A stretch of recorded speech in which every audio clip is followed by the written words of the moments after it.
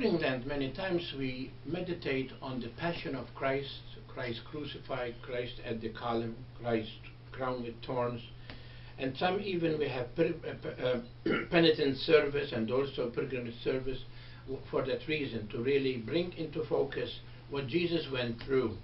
Not because we Christians would desire to see Jesus suffering, but the passion of Christ is so important for us because that was the turn point of our lives, when we who are sinners, through the passion in Christ, we were reconciled with the Father and become whole.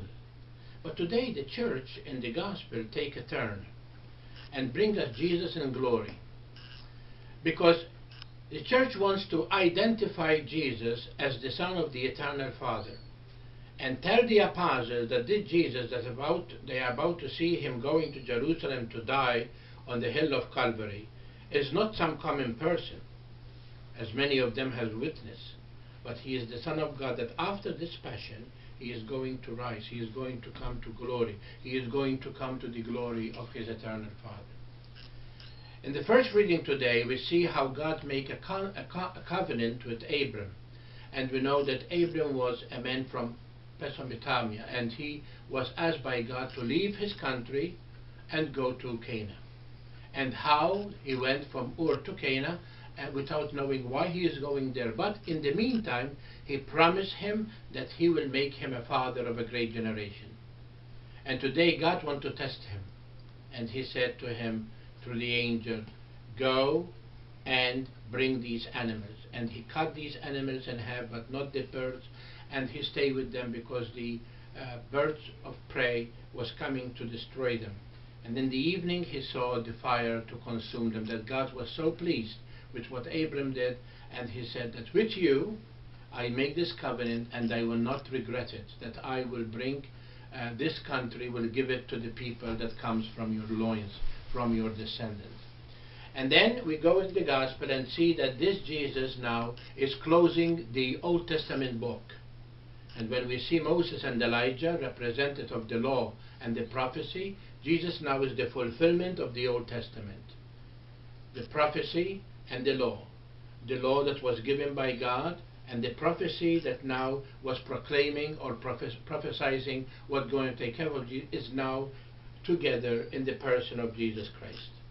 And this Jesus now closing the Old Testament as he fulfilled them, there is the New Testament, and under the mountain there is Peter, James and John, and they are the one who are going not only to take this message, the message of the transfiguration, but also they are going to be the one that are bringing the good news that Jesus brought to fulfill the fulfillment of the Old Testament.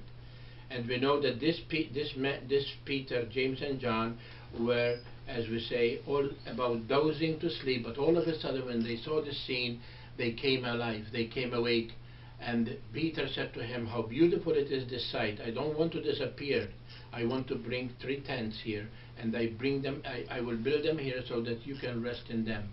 But as soon as he finished, the vision disappeared, and the voice of the Father to the Spirit said, this is my chosen Son, listen to him. So now we don't need anymore the Old Testament, we don't need anymore the prophecy and the law, but we need Jesus, who is the fulfillment of everything that was prophesied and given in the Old Testament. And Jesus now is going to be the one, not going to passion and die, period, but is going to the passion, and from that he is going to exit to the Father. He is going to the Father. I like St. Paul today. St. Paul today is saying to us a very strong message. And he said that this Jesus that went from death into the resurrection, into life, is the one that we preach, is the one that we put our seal on. And so I ask you in a very special way to understand that if you want to love Jesus, you need to imitate us. Now, when you say something like that, if I am on the pulpit and say, if you want to love Jesus, imitate me, you say, yeah, think twice, Father, because we see that your weakness and your shortcomings. But St. Paul was so assured of what he has established and what he become, that he has the nerve to say to the people who is listening to him, imitate me, because I imitate the Christ. And what kind of imitation he is speaking about? The life that we live, not only profess the faith, But let that faith become reality. Let that faith now become real in our daily lives. St. Paul knows that human nature is composed of spirit and soul, spirit and body. And we know that he knows that the human level, the human element is very powerful. And sometimes that element is taken over the spirit. And St. Paul remind them that some people live for that purpose. They live for their stomach, and they live for their shamefulness. Now, I don't want to say nothing what St. Paul meant by the shamefulness, but he's speaking about the sin of the flesh. He's speaking about the comfortability that we have, that everything we do is about food, and God forbid we don't have food because we go crazy. And how many times, we rest our eyes and rest our passion on things that really is shameful to the call of Christianity. And that's why St. Paul is saying to us, live a good life. That life that pleasing God. This is a time of grace. This is a time of salvation, we sing in the psalm. It's a time that God can hear us. It's a time that we need to come to God. And with contrite heart, we need to really ask God forgiveness for what we have done in the past and what we are doing. Because sometimes, the sin of the past can come and haunt us. And this is what really is all about this Lenten season, is about contrition. We are moving towards this Lenten season. We come very closely to the middle and close to the end. And we need to understand that this is what God is calling us to do, to really look into self, see where we are in relation with Him, and what that relationship is affecting the relation with others, and try to amend for our lives.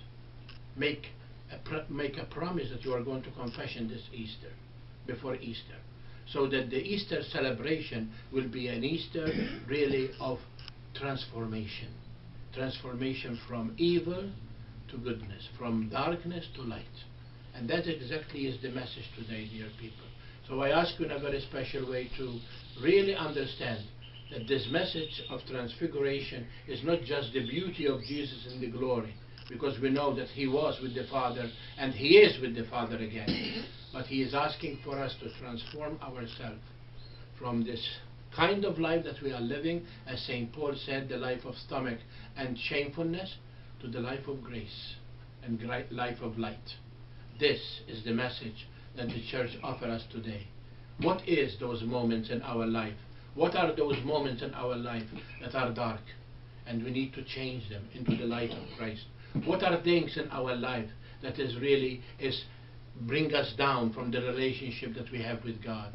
And we need to put them aside in order to build ourselves again to the relationship with God and one another. May the message of the gospel today continue to help us to become more aware of our fragility, of our sinfulness, and of the grace of God that is ready to transform us if we are ready to give our first step to that reconciliation. God bless you.